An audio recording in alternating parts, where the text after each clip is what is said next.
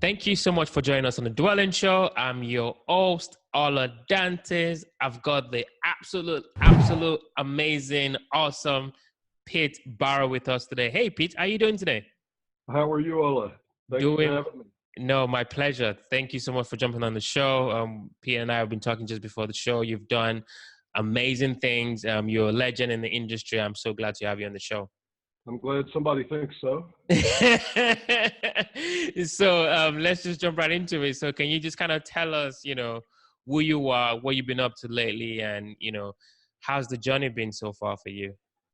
The business is called Parrot, Parrot Property Group, and we came out here from the East Coast several years ago, largely because the East Coast is a very hard place to get into the property game.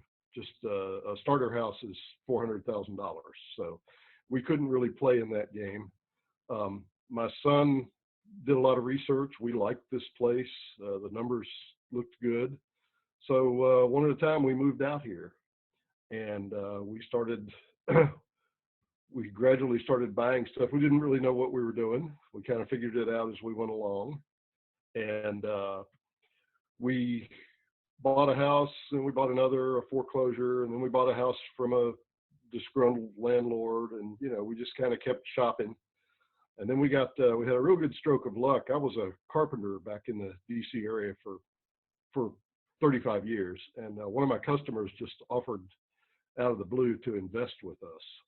And so we got them a big package of these beautiful old 1920s duplexes, and we managed them and repaired them and shared the profits. Then over the next few years, they started to realize that being in real estate was actually a lot of work, and they wanted to get out, and so we bought them out, and they made a nice profit, and we found financing, and then we wound up with a nice big portfolio to start with. So Wow. that was our start, and we've just slowly added to our holdings since then. Awesome. So definitely, where did you guys move from? Where did you guys move to? So where are you guys located right now? We're in Indianapolis. Yeah, we're in Indianapolis, Indiana.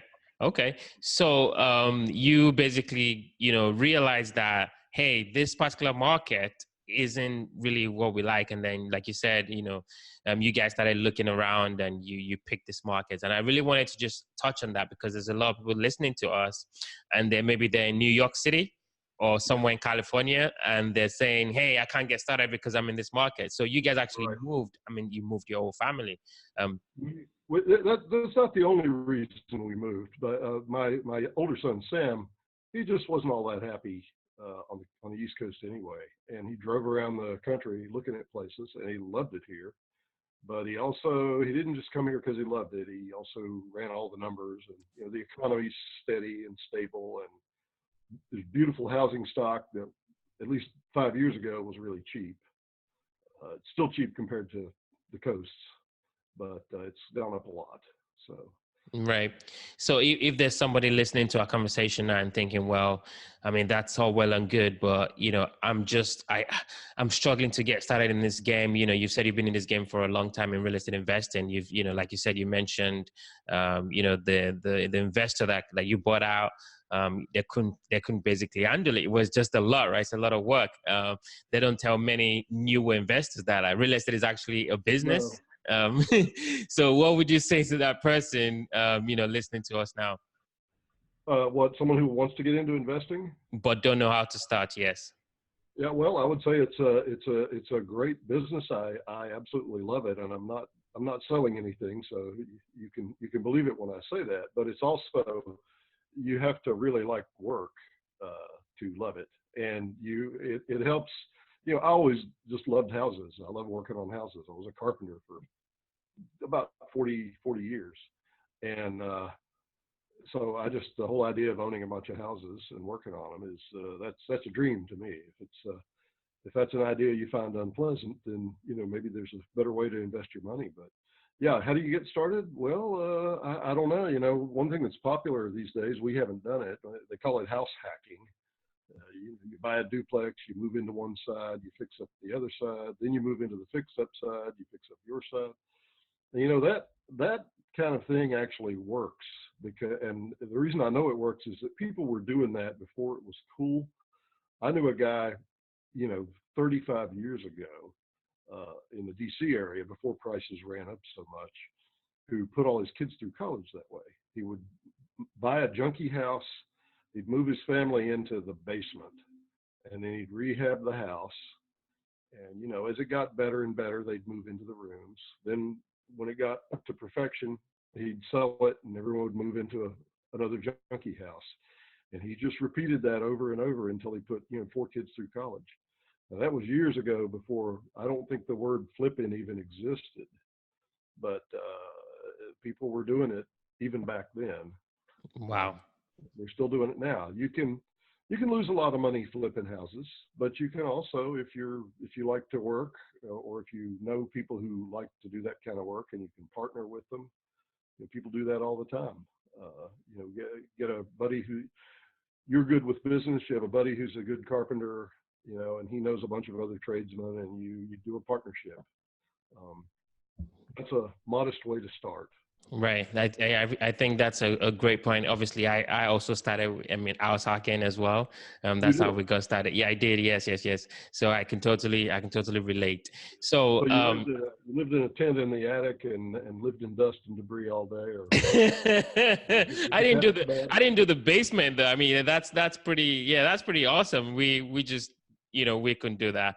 It was an unfinished basement in Baltimore, so we stayed in the bottom floor. You're in Baltimore. Yeah. Oh, okay. Yeah. So you have a certain standard of living that you want to preserve. Yes, and we're trying not to, inhale the kind of dust you mentioned initially. Well, I know other guys. I know guys who, without even independent of the fix-up, I knew a guy. He was a school teacher, and he wanted to get into the property business, and he wound up being in it in a huge way. He wound up with a big portfolio, but how he started, he moved into his own basement and rented the rest of his house out to a family, and saved money and bought another place and, moved into that basement. And eventually he wasn't living in basements anymore. Eventually he had a very nice place of his own and, 30 rental properties. But, you got to do what you got to do. And not everybody starts out with a bag of money. Right. Most people don't, right? Most people don't. Yeah. And you guys have done a pretty awesome job building out Parrot.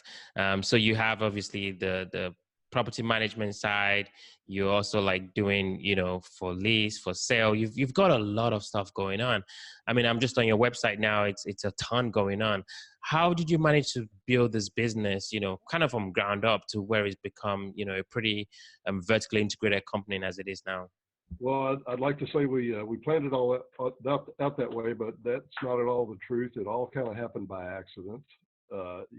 Someone real smart told us when we first got into this business that you have to kind of listen to what the market tells you to do. You can't just make a plan and then do that for 30 years. I've read a little bit about business lately, and a lot of businesses have failed by, failing to recognize that, conditions have changed. So we started out thinking that we would just buy stuff and hold it forever, and live off the rental income and watch while it went up in value. But one thing that happened is when we first bought that first package of houses, the 13 duplexes, the guy who sold us those had another 4 duplexes that we didn't want. And my son found a guy who did want them.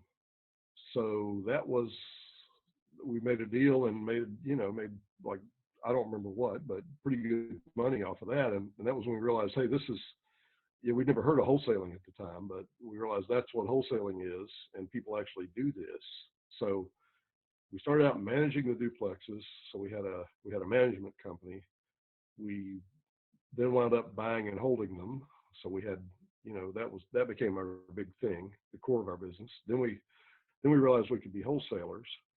We just got licensed as a brokerage, so now we're a full service brokerage. So we can just buy and sell retail stuff. And my oldest son Sam is a tech wizard, a real computer geek. he's got all kinds of projects underway for real estate software for people in the industry, brokers, wholesalers, investors.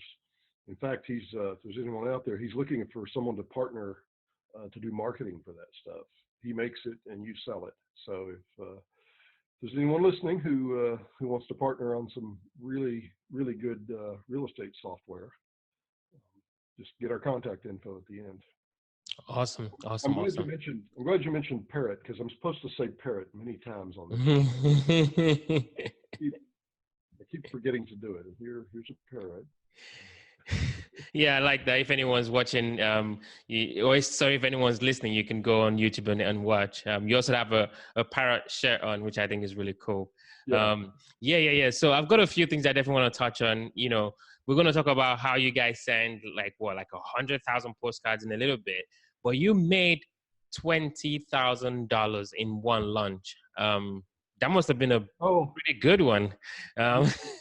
They told you that? Yeah, no, that's but I wouldn't want people to get too excited about that story, because it's never really happened again. But I was eating lunch and was eating a sandwich, and I heard some guy talking on his phone, sitting at another table, and he was obviously talking to a tenant who wanted to buy his house but wasn't coming through with the money, and he was like, "Yeah, I'll give you another week."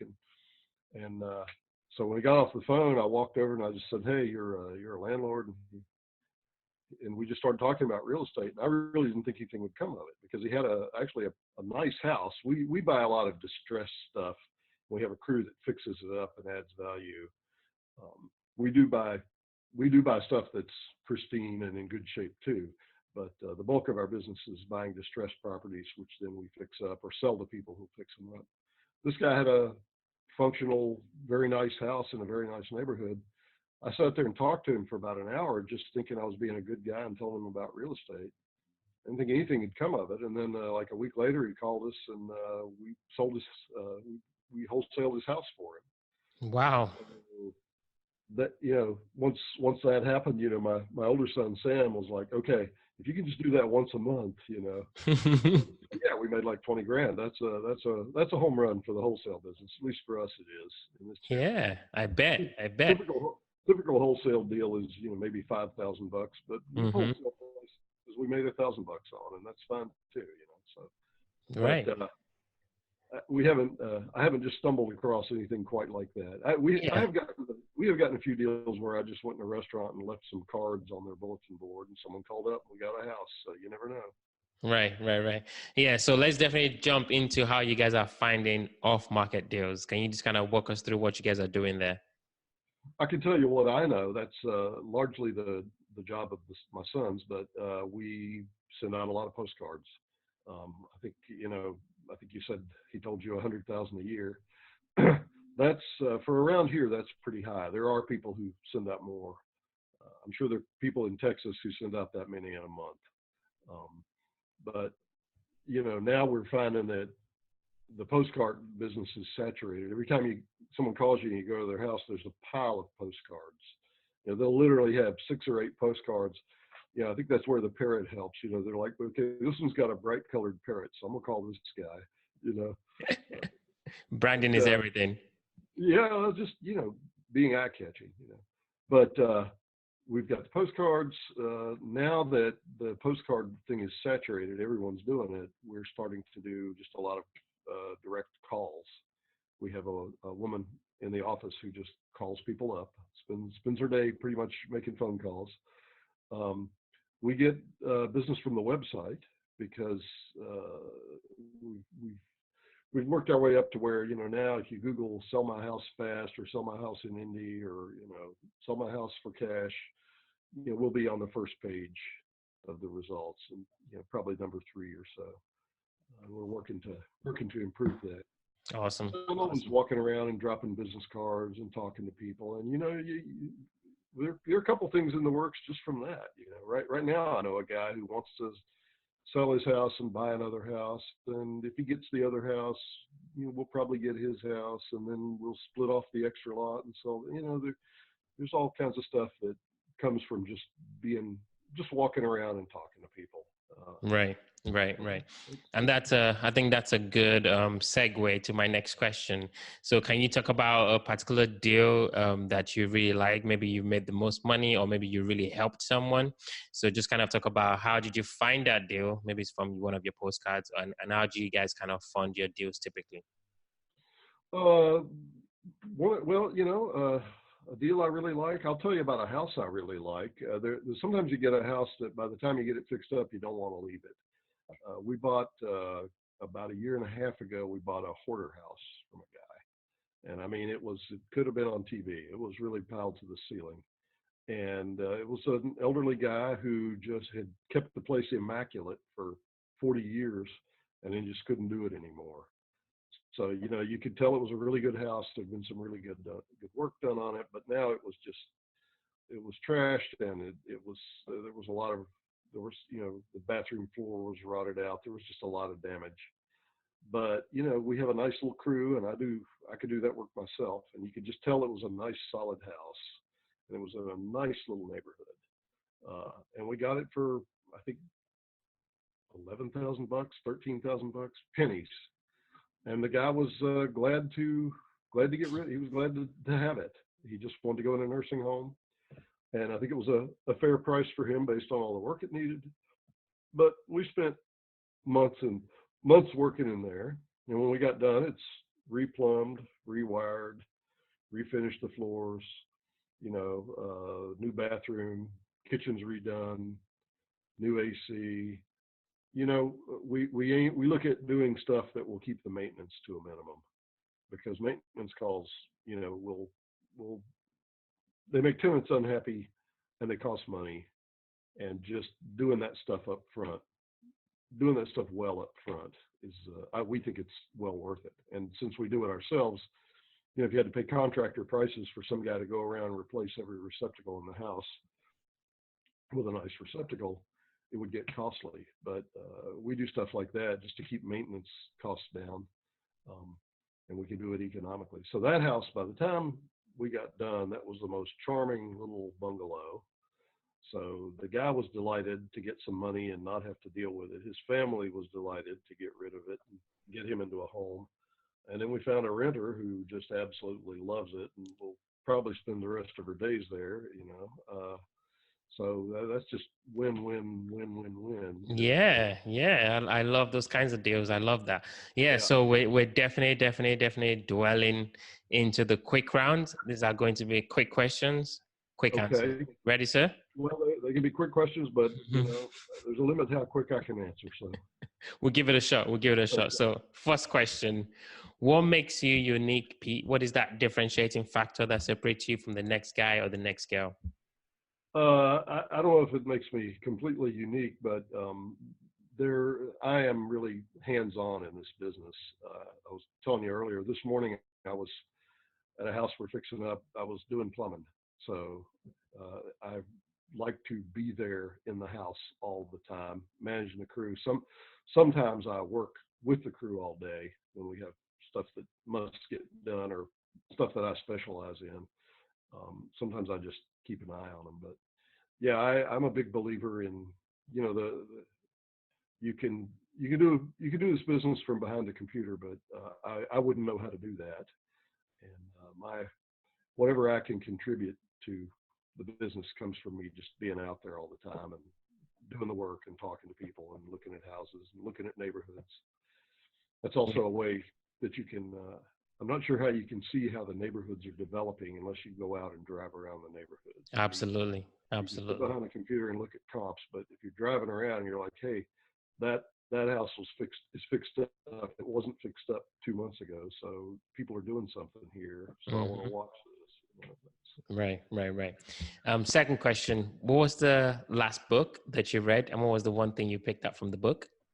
Well, the only thing I don't read a lot of business books. The last thing I read that was relevant to business at all was a biography of John D. Rockefeller. I want to read more books like that. There are a lot of books about the 19th century tycoons who built the country up into what it is. Rockefeller made a fortune for himself, but he also, when he started out, a gallon of kerosene cost 57 cents, and by the time he got done, it was 18 cents or so. I don't know the numbers, but it was something like that. And in an era when a working man made $1 a day, that made a huge difference. So, it's my opinion that those guys, they're a lot of them are kind of hated for being predatory capitalists, but it's my opinion those guys did a whole lot of good just by making stuff like that accessible to people for lower costs. So there's a biography of him called Titan, Titan, and I've read it a couple times.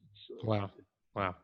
Okay. So when you're not spending time, knowing the market, or maybe replumbing the house, or obviously spending time with your beautiful family, what do you do for fun? I've had a moratorium on fun since I came out here a few years ago. Fun for me is seeing the business grow. It's working in the business. When I stop working, I read, or I go.